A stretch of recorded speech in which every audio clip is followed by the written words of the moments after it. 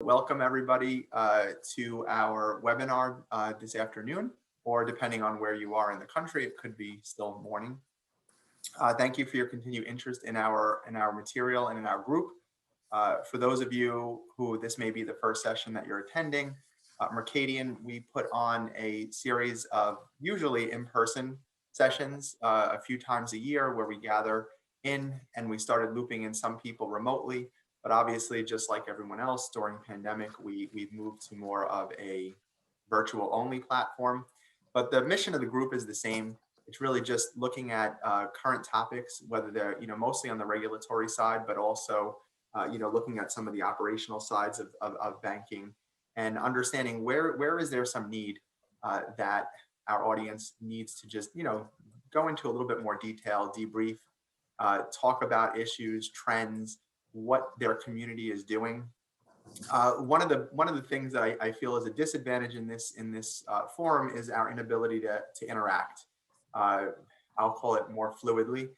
In our state where we were doing it in-house, we were able to interject, ask questions, stop, and kind of change gears a little bit based on everybody's experiences in the room and on the call at that time. But right now, what we are going to do is, to the best of our ability, make it interactive.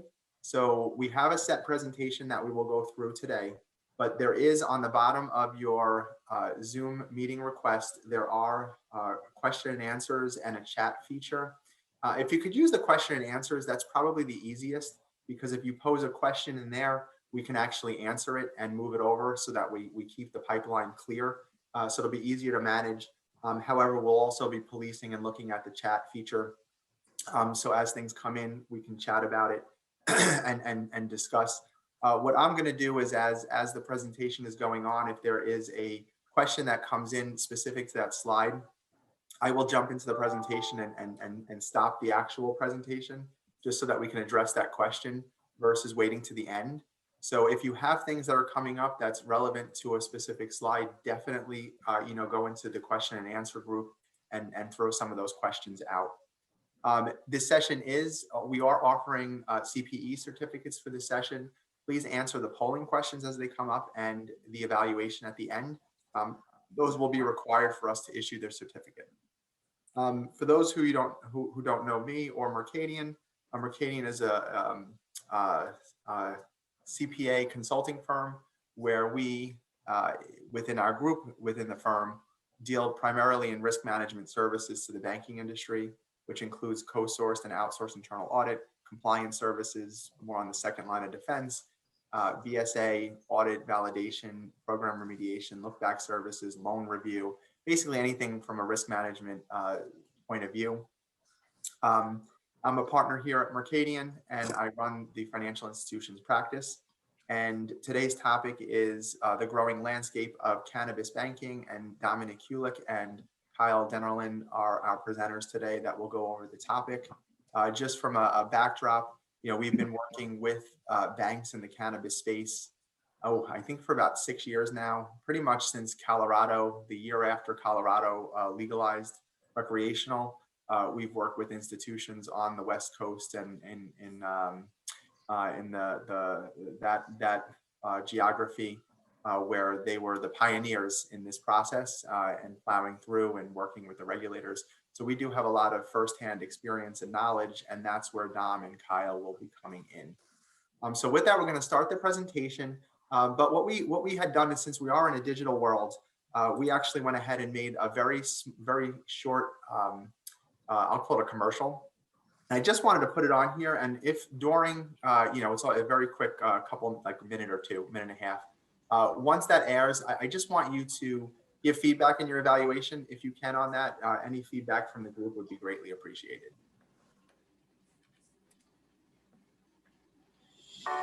Mercadien is an innovative full-service financial firm offering advisory, tax, accounting, and wealth management services to clients across various industries, including financial institutions, private companies, nonprofit organizations, individuals and families, as well as government entities and healthcare organizations.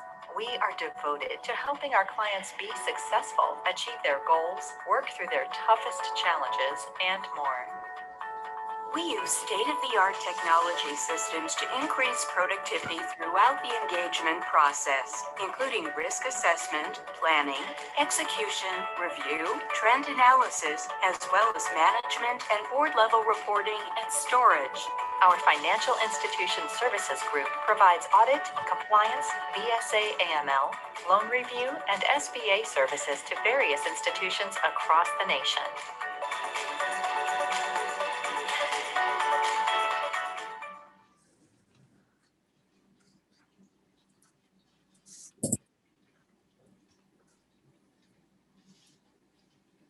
All right, so with that, we'll have Dom and Kyle kick off the presentation.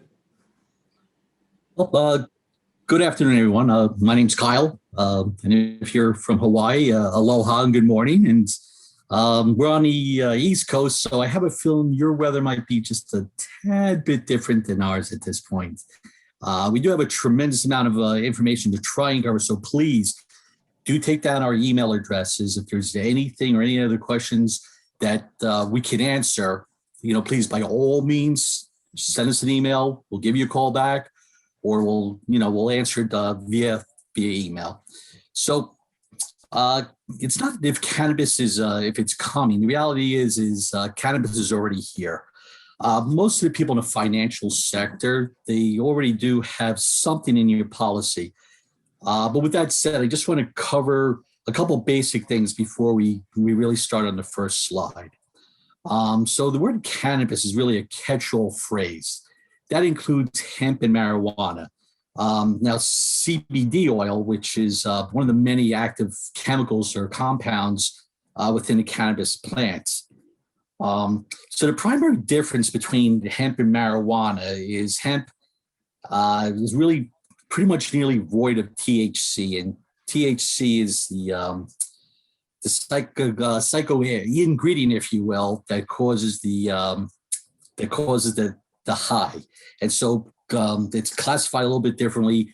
Hemp, by regulation, has to have less than 0.3% THC to be classified as hemp. So that's why hemp can legally be sold as various products. And being that marijuana is pretty much all the buzz now, and that's no pun intended, what we're going to do is I'm going to cover a little bit more ground in regards to the marijuana-related businesses and marijuana.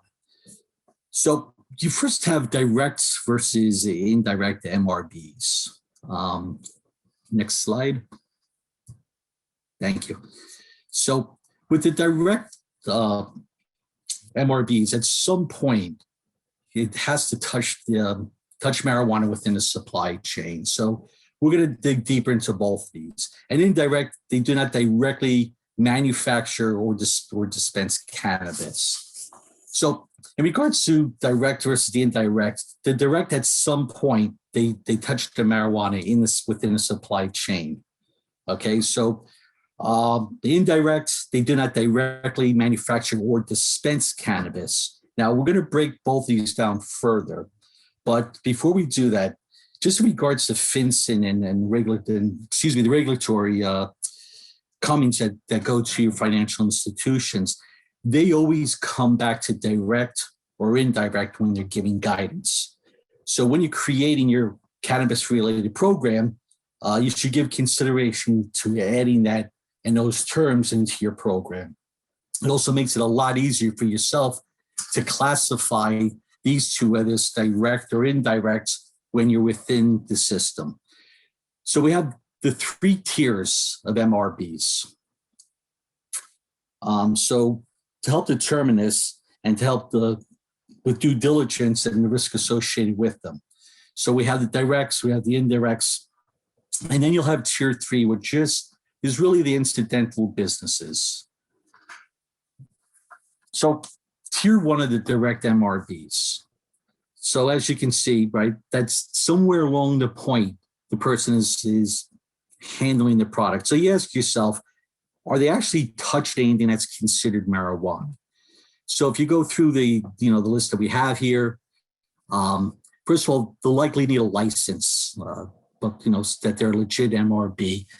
And you have to consider some of these high-risk things. So you have cultivators, and that's people generally who are growing and harvesting the products. You have the seed producers, and yes, there are companies that just in fact produce, sell, and grow and cultivate seeds. Then it's the delivery, the transportation. You actually have people that the marijuana crop has to get from one location to another location. Then you have the dispensaries. Those are people that are actually selling the product, and there's extraction. So with the extraction, you have companies that they're actually taking out the THC for other products. And those are, for instance, like edibles, right? So they have these gummy bears, have candy, things of that nature. So people don't have to physically smoke marijuana. Then you have product testing, and that's very important because a lot of states, they want to know what is the level of THC. So how high up is the level of THC, and that also works well with hemp because it also has to be checked for the other side. Is there less than that 0.3% in a product? You have the processing, which is the handling, the packaging of the goods, and you have labs, and the labs are where they're doing the testing. And again, that goes back to the extraction and product testing itself. So for tier 2, those are your indirect MRBs. And this is where, some people get hung up on the distinction between the two. So for direct, you have to understand that they do not directly manufacture, they don't distribute or dispense marijuana, but they provide products and services to the tier 1s. So you have the hydroponic supplies, right? So those are growing supplies because in the marijuana facilities, what they're doing is they're doing their best to try and utilize real estate. Okay, so for every square foot, they try and figure out how many plants can we grow. So the hydroponic suppliers usually circumvent dirt, which also helps them on fertilizers and things of that nature. And so those fall into the growing supplies. Then you have the licensing consultants, payment processors, software providers, which we will cover later. You have the packaging of the suppliers and even advertising. So then what we do is we have the tier 3. So they do not specifically focus on selling the tier 1 MRBs or the marijuana industries. Okay, so those are landlords, accountants, attorneys. Now, what a lot of financial institutions don't understand is that they are already banking marijuana-related businesses and they don't even know it. Because if you have someone who owns a building, if you don't ask the proper questions during your due diligence, you wouldn't even know who their tenants are. And so things of that nature are also very important. And then again, as we move on, we're going to cover some of these areas too. So let's go to tier 1 MRBs. And All right, really, Kyle, we have a question. Sure. Somebody asked, where do patient certification centers fall?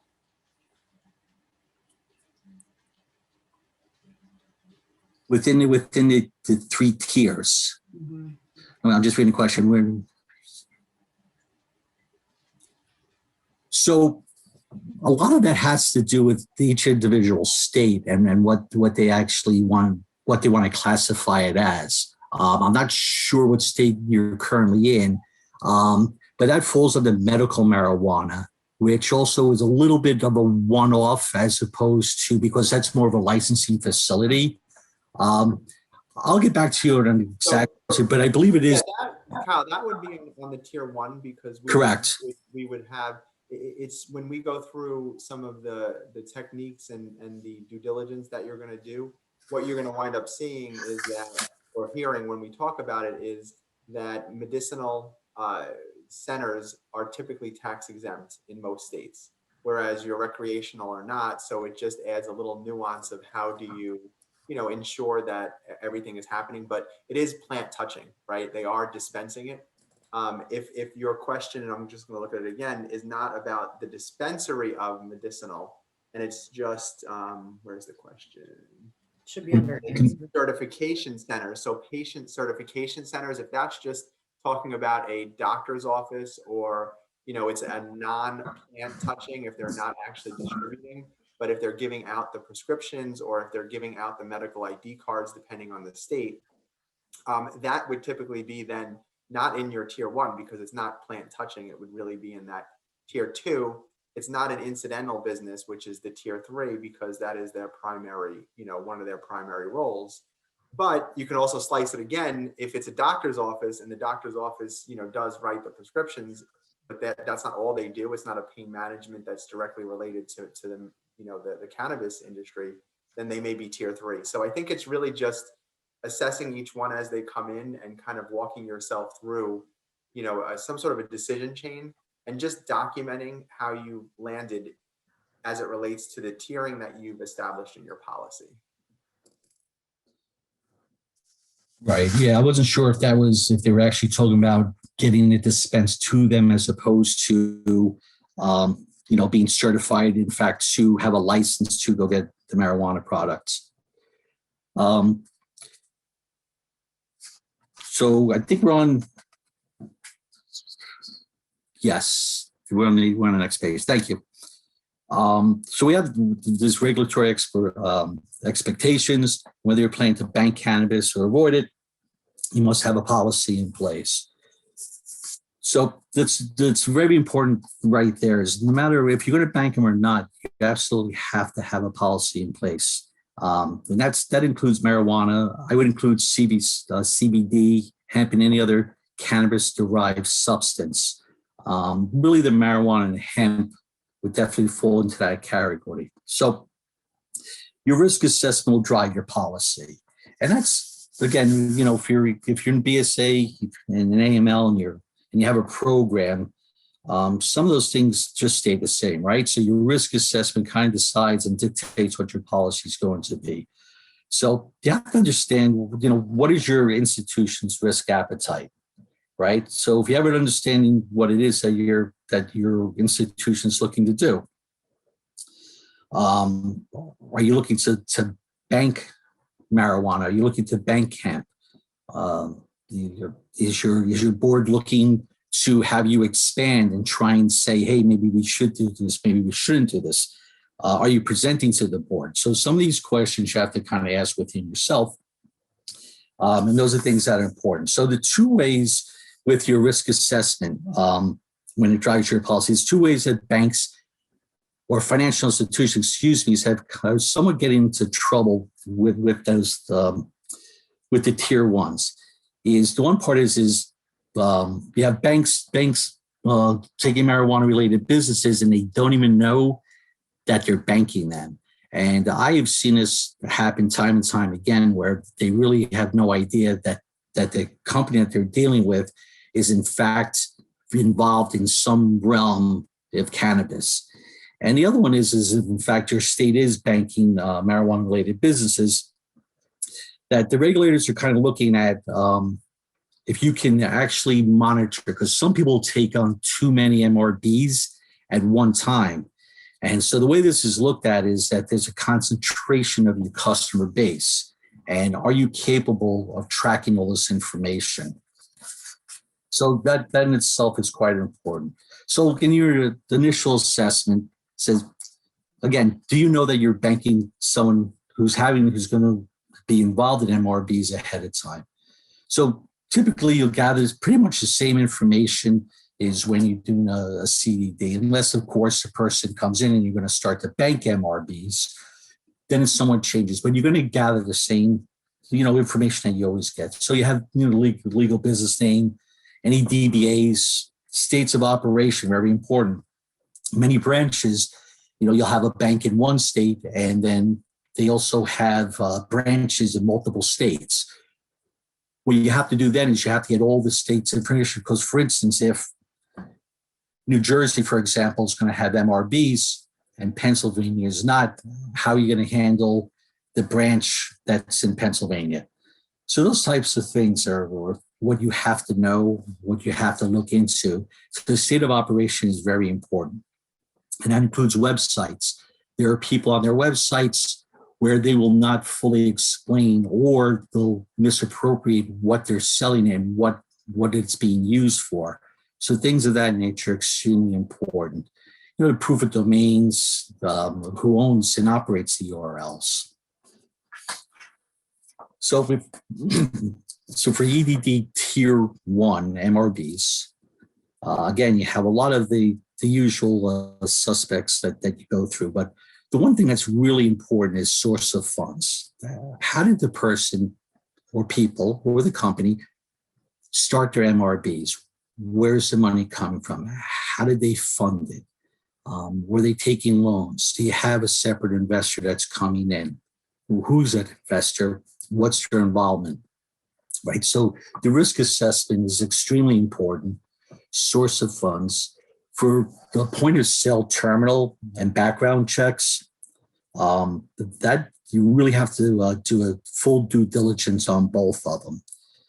Those are things that are being looked at, being regarded as something that could be problematic by the regulators. So social media outlet use, you have employee listings, proof of insurance, your approved vendor list, who's the MRB dealing with, who are their contacts, what do they do? You know, the different licenses they hold in other states. And there's one other thing I like to call the ADD, which is additional due diligence. And for instance, when dealing with beneficial ownership, usually, of course, it's 25%, but it's something like this, you can make that number kind of what you want. You know, 10% might be something you might want to look into. So this way, you have a deeper dive in terms of who is really involved with the MRB, and things of that nature are extremely important. You know, another thing with the ADDs, the website review, you really need to keep up on that. That's something where you want to allocate, you know, time or person or people to constantly look at what's being updated on someone's website.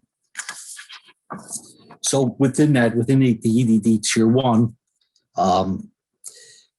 the one thing that every dispensary needs to have is they have to have a point of sale system. And that system is tied into the seed to sell platform. Now, seed to sell is the source of record. And that's exactly how it's reported to the state. So what happens is they take you have software, and you take that software, and the software comes from different providers, and you attach that to your core BSA system. Okay. So for instance, you would attach it to whether you have maybe Fiveserv, Verifin, and that compares your files to the files, and it standardizes all the work, and it makes it a lot easier to read. The information that's going to come into you is going to be extremely cumbersome, and there's going to be hundreds of pages of information. So how are you going to look at all that information? And again, that's why there's systems that are out there that actually do that for you, and it makes the job extremely easy to go through all the information. So that's something that Dom wind up covering, and that's right where we are with Dom looking into that program. Hey everyone, Dominic Ulick. Just wanted to, I saw a lot of familiar names in the participant list. So just wanted to say hi to everyone. Unfortunately, can't see your faces, but you could see mine. So hopefully next time, our next presentation, we'll be able to meet in person. And yeah, I'll get into it. So I'm going to cover a little bit about a cannabis banking program and layering that onto your existing BSA, AML, and OFAC program. Some considerations that you should take as a bank, as well as we dive a little bit deeper into a risk assessment and staffing assessment. Here on this slide, the considerations from the top, this is really, I think, more so done preemptively before a bank decides to accept cannabis businesses, either tier 2 or tier 1, into the customer base. There's a lot of due diligence, not only on the compliance side, but also operationally, services, courier services. So the costs, a big contributor to that being compliance due diligence requirements, are a bit higher with MRBs, just knowing the inherent risks around. And a big factor there that you should consider as a compliance department is resource staffing. If in an instance where you have a larger tier 1 MRB that may be operating multiple locations in multiple states, that due diligence requirement could be upwards of 40 hours of due diligence annually. And that's at different frequencies. You have to revisit that customer's profile monthly, potentially more often than that. The alerts that they generate, the different reconciliations you have to do to make sure they're reporting their revenue and you can reconcile everything. Now, when you're thinking about staffing it out, if you have 4 of those relationships, that could be an additional month of work for a full-time employee. So you can see quickly how having a cannabis banking program and accepting tier 1 MRBs into the customer base can get a little bit tricky when it comes to staffing. So there should be some consideration given to if you're going to hire a full-time employee anticipating quick growth in upcoming time, or potentially subcontracting resources to give yourself and basically buy a little bit more time to make sure you're staying compliant and staying ahead of the curve in terms of due diligence. When it comes to program growth, I think understanding controls and control weaknesses, I have another slide more specific to this coming up, but control as it stands today, or potentially with 1 or 2 tier 1 MRBs, may be considered sufficient. And now as that program grows and the risk of that population of customers grows, the same control could become ineffective or inefficient and have to be really assessed and revisited. More than likely, that will have to be done more quickly than just your annual BSA, AML, OFAC risk assessment. Slide. So Dom, before we proceed, there was a question that had come in regarding the seed to sale tracking. I know Kyle brought that up initially, and then you talked about the due diligence requirements. Can you just talk a little bit more, because Marie Smith had a question on that? Sure. So I actually have 2 slides that come up towards the end of the presentation that considers the benefits and use of a seed to sale tracking program. Okay, so if you want, then we'll hold this question open. I won't move this on, and then you'll hit that when you hit the slides in a couple. Okay. Yeah, that makes sense.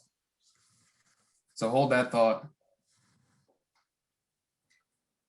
So basically building off of really staffing assessment, what you need now in terms of staffing and what you need to do in the future.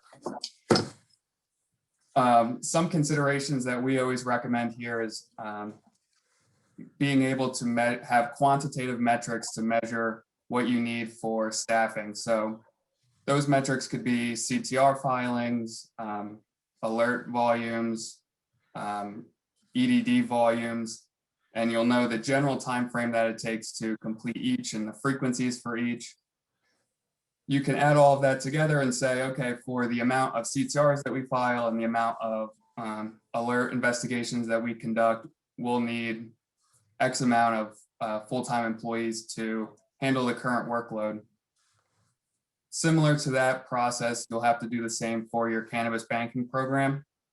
Now, here we'll really need to have a strong understanding of the controls that you have to do specific to the tier 1 MRBs, the due diligence that you have to do daily, weekly, monthly, and even outward from that. And that's what I kind of prefaced before. If it's a complicated relationship, that could be easily upward to 40 hours of due diligence a year.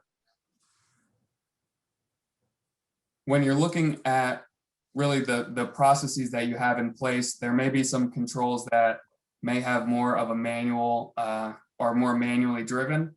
And as you layer on these higher risk customers and you have to revisit and are working these controls, an increased frequency, it may make more sense to really change the control instead of just adding more manpower. And that kind of is a little bit of a preface to Marie Smith's question regarding the seed to sale tracking. I'll leave that as a cliffhanger for when I get to that slide. The last piece I wanted to cover on that previous slide was just when it comes to expertise levels and QC and oversight. So when you're thinking about having quantitative metrics and seeing what you need in terms of staffing, a junior analyst usually won't be the one that will do quality control reviews of SAR filings or complete the more complicated and complex EDD reviews. You want to also consider where you need more senior and more expertise levels when it comes specifically really to the QC and the more complicated relationships. Slide, please.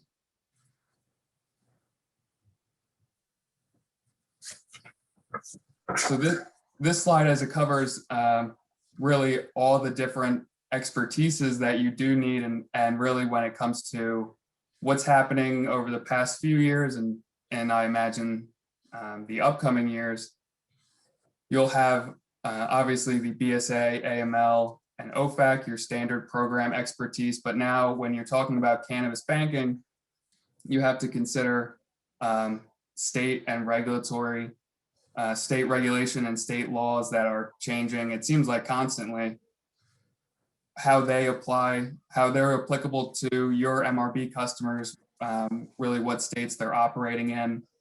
And then when it comes to what the regulatory expectations are for you in the due diligence you have to do on those MRBs, what you have to do for tier 1s versus a tier 2 versus a tier 3. So when it comes to your cannabis banking program, there are a lot of different industries that you'll need different expertise levels in. And this is where we always recommend you may be well suited to have an expert specific to a niche come in, OFAC or the marijuana regulatory state laws, to come in and do a review or give some consultation on specific to your program. The last piece I wanted to talk on for this slide is having vendors, consultants, different third parties. If you're standing up a cannabis banking program, you'll have a lot of moving pieces, and a lot of times it will almost be like a quarterbacking exercise if you're department management, to have all of those vendors and consultants and third parties all working in harmony. When it comes to if you're implementing a software or you're doing policy procedure reviews, having A work well with B that works well with C, and it becomes almost like a quarterbacking to have everybody work in sync. There's something to keep in mind. Slide. When it comes to auditing your cannabis banking program, there's a couple things that you'll want to keep in mind here. Although I'm sure there's a few people on the call that won't agree with me, but internal audit can really be your friend. You'll want to make sure that your internal auditors have a strong understanding of cannabis banking and really have a strong understanding to be able to test the controls and identify any risks specific to your program. In an extreme circumstance, if internal audit really doesn't have that level of expertise, there's a chance that they may miss finding really a bigger risk, and you'll be in for an unfortunate surprise in an upcoming exam or audit. Also in that breath, and as I kind of preluded before, controls as they stand today, especially when it comes to growing the cannabis banking program, it could be a totally different conversation if you have a handful, 1 or 2 or 5 MRBs versus if you have 150 or 200 MRBs. Controls that would be applicable to situation 1 may be ineffective when you look at situation 2. So having internal audit be able to assess and adequately test those that control is very important. Slide, and I think, yep, slide. Yep. So this is kind of where it starts getting interesting a little bit. So right now, as it happens, a lot is happening in the States, and so much is going on that you wouldn't even know about or be aware of because of how fast it's moving. So I'm going to get into some state regulations just in a moment. So really through, as you see, your CDD and UDD process, you have to establish if the customer has any related business or dealings with other states. And again, as I explained a couple slides earlier, how important that really is, because every single state at this time has different regulations, that you need to follow. So with that said, you have to see if the business is duly licensed and registered in, multiple states. And from the proper authorities, you actually can request licensing information about customers and related parties. So state by state. So every week something new is coming out from one state or another. So you still really need to have a grasp of all the rules, because even if it's legal, some states have caveats to their rules. For instance, there's one particular state out in the Midwest, and that escapes me which one it is they have it legal, but you're not allowed to have it in tea. So for whatever reason, why, other than I can think that someone in the tea industry has a lot of money and maybe had talked to someone, it's just one of those caveats. So that's why within that, you have to kind of understand everything. But before we get into New Jersey, you just have to understand that when one state passes legalization, the neighboring states do not want to miss out on the revenue, so they quickly jump on the bandwagon, and that's what's occurring right now. And that's why I believe also it's kind of helping us move extremely fast. Again, only because currently right now we're in New Jersey, so you have New York and you have Pennsylvania, but Pennsylvania's lagging behind a little bit, but New York is really moving straight ahead, because everyone knows that the neighboring state, everyone's just going to cross the border and they're losing millions of dollars in revenue. So what's happening is the next state is really, really moving forward that as fast as they can. So I'm going to give you an idea on how fast this is moving. And I actually had taken this information extremely recently. So as I go through, I'm actually going to even tell you the dates of when this came out, when it was published. So right now, there's approximately about 300 plus cannabis-related bills that are either in the state or in Congress. And just to give you an example of some of those numbers, there's approximately 50 related bills in New Jersey. In New York, Oregon, and Texas, they currently have approximately between 25 and 30 bills. So just give you just an idea and understanding of how many bills are out there, because there's little nuances to every single thing that moves.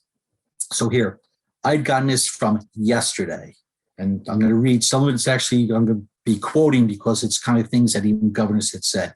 So there's a survey that was published, and this again came out yesterday from the Christopher Newport University, that 68% of all Virginia residents are in favor of legalizing marijuana for adult use.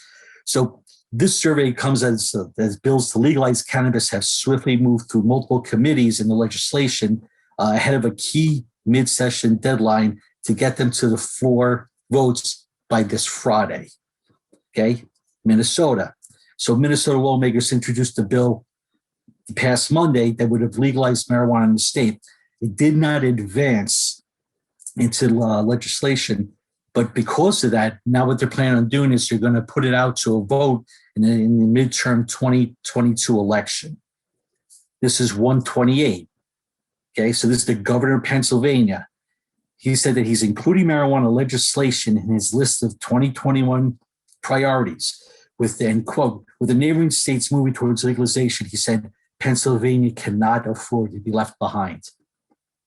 Legalizing adult use cannabis has strong bipartisan support among Pennsylvanians. The governor's agenda stated the revenue generated from legalization will be used to support historically disadvantaged small businesses through grant funding and provide them the assistance they need to build back their economy and strengthen other areas. So right there, you get to see where all of a sudden the state of New Jersey, they voted on it. We voted on it. Everyone voted yes. And now right away, they're seeing the revenue stream where people are going to be crossing all the bridges to get into the state of New Jersey. Therefore, they're going to be losing revenue. So here, 129, New Jersey Assembly Committee on Friday approved a cleanup bill that will intend to clear the way to implement legalization of marijuana. The reason why this has been held up in the state of New Jersey for so long is because there was a couple little caveats, and that had to do with legalizations for people 21 and over. So if you're 17 or under, you're not considered an adult. So there was this whole thing where we're, okay, what do we do with people from 18 to 20? So under the latest proposal, adults 18 to 20 would face a $50 fine for possession of up to 1 ounce of cannabis and a $100 fine for more than that amount. Those under 18 would not be subject to any civil penalties, but they would be given a warning. Now, the governor's deadline to sign legislation is currently expected to be this February the 8th. And so at that point, they're going to have a quorum, and this way they'll be able to vote on it. And then the last one here is the Senator Majority Leader Chuck Schumer, who's from New York, last month has legislation that the process of merging various marijuana bills into Congress are going to be moved within the next session is what they're looking to do. So as you can see, not only state, but even federal regulations, everyone's looking to try and kind of really, like I said earlier, jump on the bandwagon because no one wants to miss revenue, especially also with, COVID-19. There's a lot of tax revenue that's being lost, and states are looking to try and capitalize on making more and more money in regards to that. And I guess just to interject on that, Kyle, it's the thing here is that even if your institution is not looking at directly banking them, you're going to be banking some part of this industry. Whether it's one of the tiers we talked about or it's a consumer. I see Sean has a question on consumer accounts and how do you handle consumer accounts. Well, same thing. If they're an employee of a grower, or if they're an employee of one of these, tier ones, how are you going to classify them if all their income is coming from that industry, right? You'd have to have a game plan for that. So you don't want to have a hard stance as a bank that you are not banking the industry at all, because I am telling you, the regulators will write you up and say it's impossible, because someone in your institution, even if they were the pizza delivery guy, who delivered their pizza to a facility, is technically one of those incidental ones, right? And some of the money that came into that pizzeria is coming from illegal sources. So it's that that little touch that, so you cannot have a program out there that says we will not do that. And Dom or Kyle, are we going to touch on exactly, like some, what do you do with consumers, or do we have that in a future component, or does somebody want to take that now? I think we had that kind of for a future, future Zoom meeting. I don't know. Yeah, I'm trying to think if we could kind of fit that in. Maybe, maybe we could get that in towards the end. We'll see if we can pull some stuff up. Okay.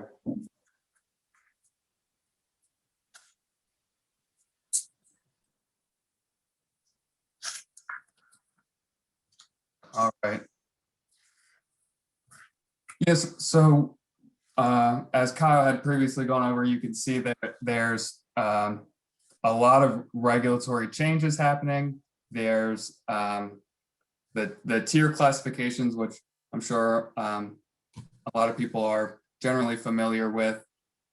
And then when it comes to the bank's policy, so what frequencies are you doing different due diligence processes on per the tiers, and that all of those kind of in conjunction are going to really be a majority of that cannabis banking program. So with the contingency on a number of those factors, and the bank's policy, that's going to really drive a majority of the program, as Sean had kind of alluded to, the consumer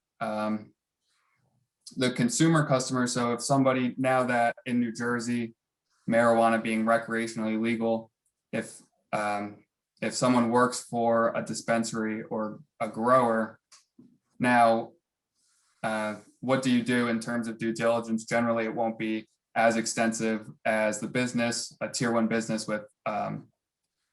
with reviewing licenses and as much KYC documentation.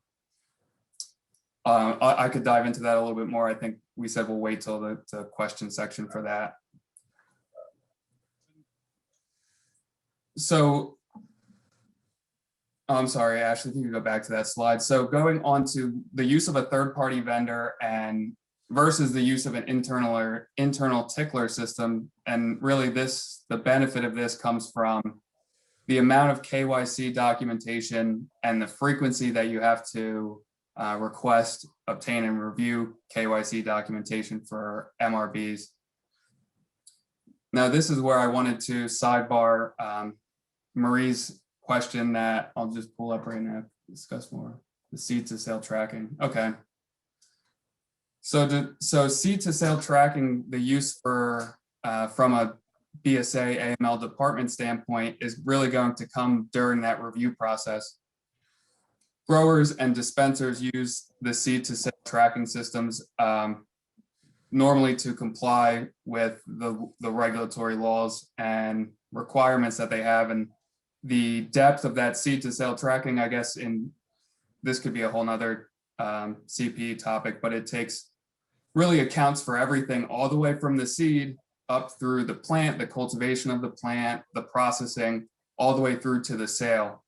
Now, having an understanding from in a compliance review, what that would be telling you is, okay, this company they don't have 40 marijuana plants in the front, but 10 marijuana plants in the back behind a curtain. And really that seed to sale tracking is what you'll use as the primary tool to reconcile a business's revenue, what they're reporting for revenue, and when you reconcile cash deposits that they have to your institution, that should agree to their reported revenue and tax filings. Yeah, so also to piggyback off that, like from the Cole memo, I know that's been rescinded, but one of the main factors there is how do you prove that the other illicit funds are not being commingled with now the legal marijuana fund, and that they're not having other illicit funds coming in.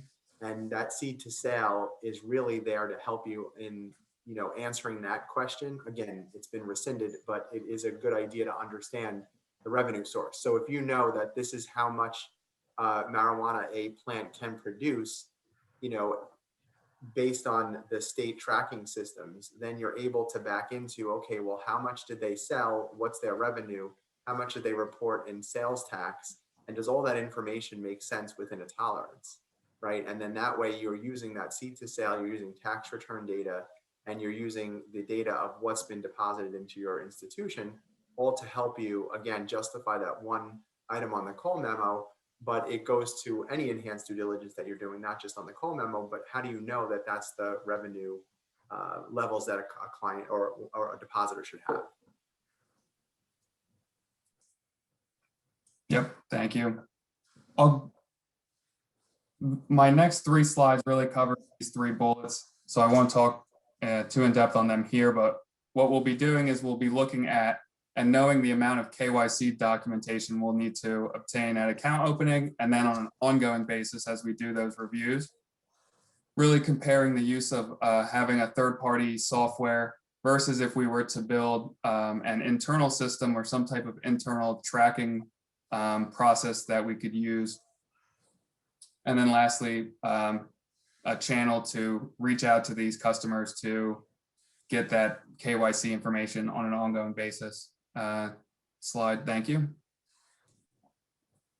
When you're looking at third-party software, so really there's probably more pros than cons, and I think the biggest con is there's a higher upfront cost in contracting with a company. The pros is really you're having the company do a lot of the legwork for you. So they'll generally be giving you assurance that they're keeping up-to-date local and state laws and regulations in the system. That would be applicable to if there's licensing requirements, whether that's on an annual or semi-annual basis. As those laws are being passed in the area, generally the company will keep that updated within the software. When it comes to integration, a lot of times we'll see an implementation team relevant or with that company that will come in and make sure from a data input and feed perspective, you're plugging in what you want to into the system. Now with that, there comes a little bit less that you can do in terms of customization versus if you were to set something up yourself. And then when it comes to, I guess, just the overall risk, there's you get kind of an extra level of assurance by having a gut check from that third-party software in terms of if you have due diligence deadlines and regulations. A lot of times you can plug in requirement dates for your bank's policy or per your bank's policy that will just go right into the system and then give you a tickler when that comes up 30 days, 2 weeks out, etc. Slide, please. So on the flip side, if you were to develop an in-house tool, so what this tool would really be doing is when you have the different levels of due diligence, such as reconciling revenue and tax reporting, the seed to sale tracking, licensees, any audits or site visits that the MRB would be subject to from other regulatory bodies. All of that should be tracked when you need to go in and refresh that information with different frequencies dependent on what the regulation is as well as your policy. It can become pretty complex.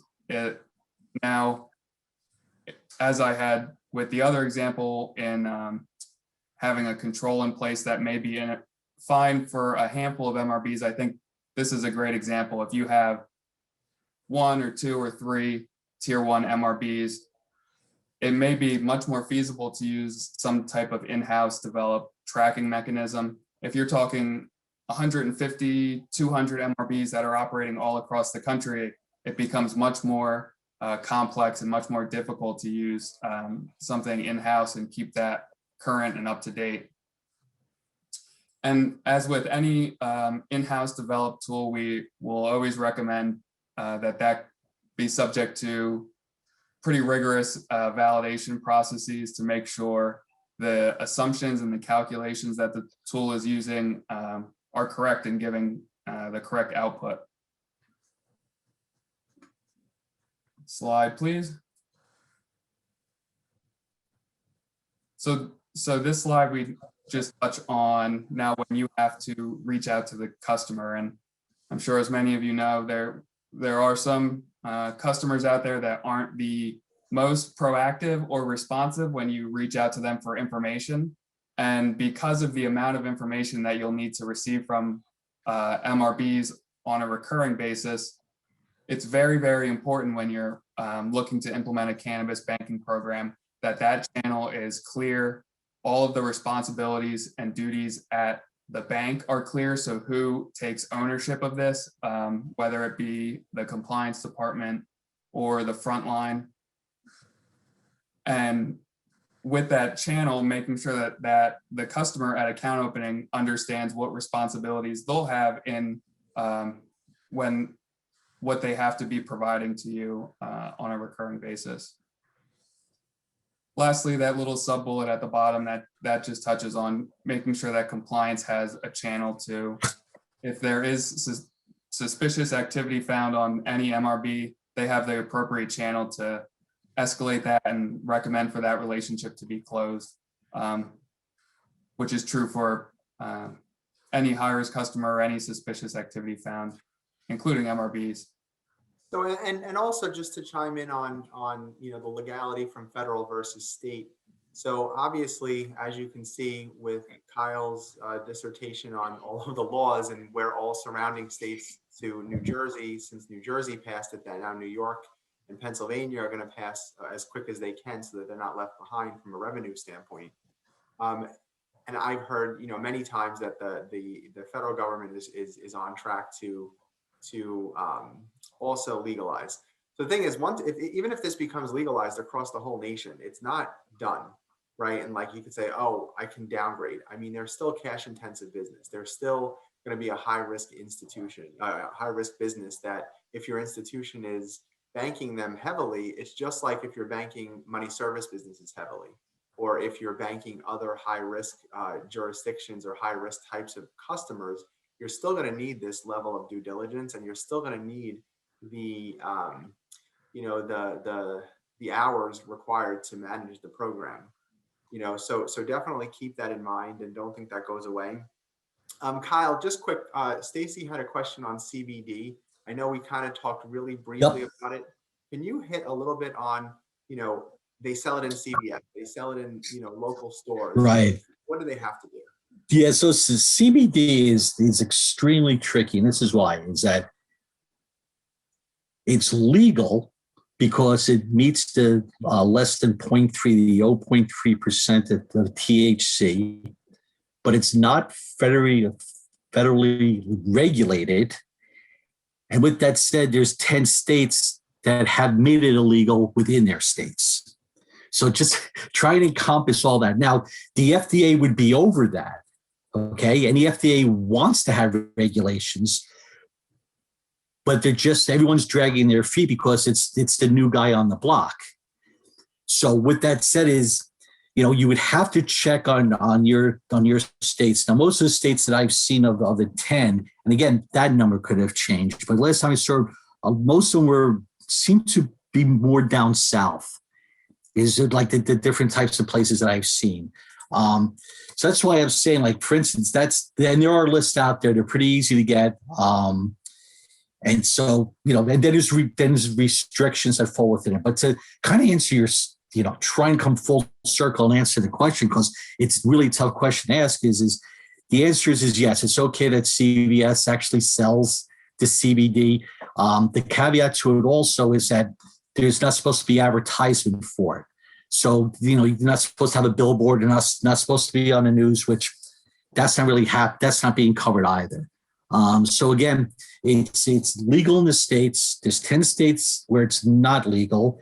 For each state, there's a caveat that's kind of built in, and it's not federally sponsored, and it's not legal with the federal government. So with that, I mean, it's the same thing like the rest of this. Like, what do you do with your consumers? Define in your policy what, you can make a notation that they sell CBD products and services, right? So you can put that in and, just have that as part of their profile, but it may not impact the risk, right? If their whole store is CBD, that may be a different story, right? So the same thing about incidental, whether I'm a landlord that has, somebody in my strip mall, but it's one out of, 100 units, is different than if it's the unit, right? And it's the whole entire facility is the marijuana grow house or grow facility or whatever, right? So I think you're just going to have to define, and again, don't fall into the trap that we don't do these things because, it's if you say that's the regulators will jump all over you, like I said before, and write you up, because it's almost impossible for you not to have CBD, hemp, or any of these things, or any incidentals touching your program. And again, consumers just put that out there and put that in your program that you'll consider it.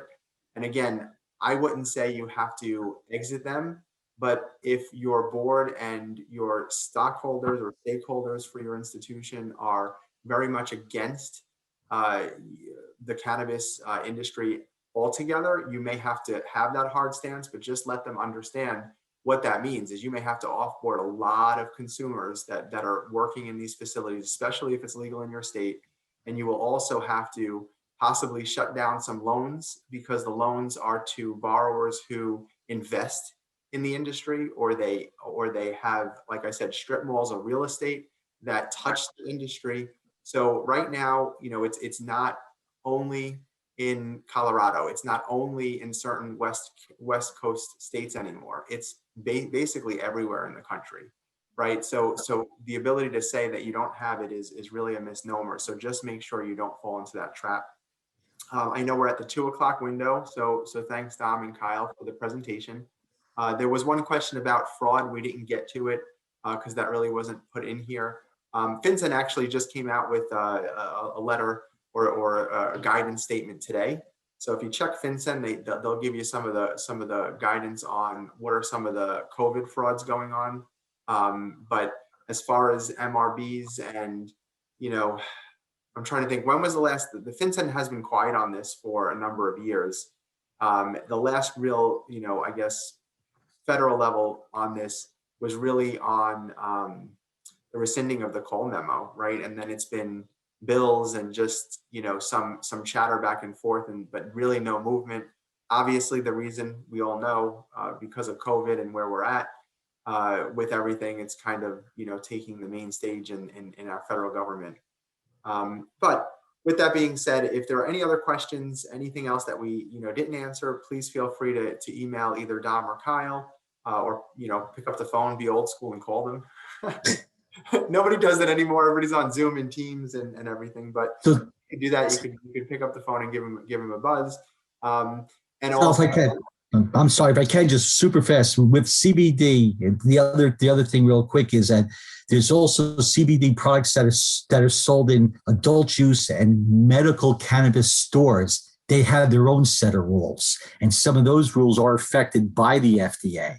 So it's the ones that are sold in what are called, like, you know, for instance, like the CVS or unlicensed CBD products, and they fall under a different category. And that's why it's such a hard thing to kind of quantify with CBD, because there's so many different rules and regulations that are kind of involved. yeah, and Stacy had a question on if I work in a cannabis store, would you be considered a tier 1 customer? So, I mean, they're in the store.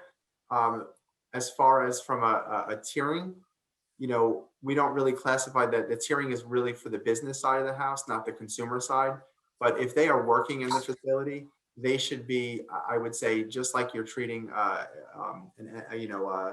a resident alien or a PEP or another classification. You would just say they, you know, create a new class. So that way, anybody who is getting all of their income because they're working in the industry, you know, you should treat them a little different. What are you going to do differently? Probably nothing, because, you know, you're going to monitor them the same way. You know, if they're really, you know, what's their income levels? Does that make sense to their job description? You know, all of the same thing you would normally do for a consumer would take place with that individual. Right, because also within your policy, then you'd have to ask yourself the question: would I ever give them a loan? Because then their money is coming from a cannabis-related, right, entities, the place that they work for. So a lot of that will be incorporated within your risk and within your, you know, your policies and things of that nature within, you know, within the bank. All right, and with that, thank you guys, and you'll get you'll get this presentation emailed to you, so you'll have it for your records. And thanks for joining us this afternoon or morning. Take care, everyone. Thanks.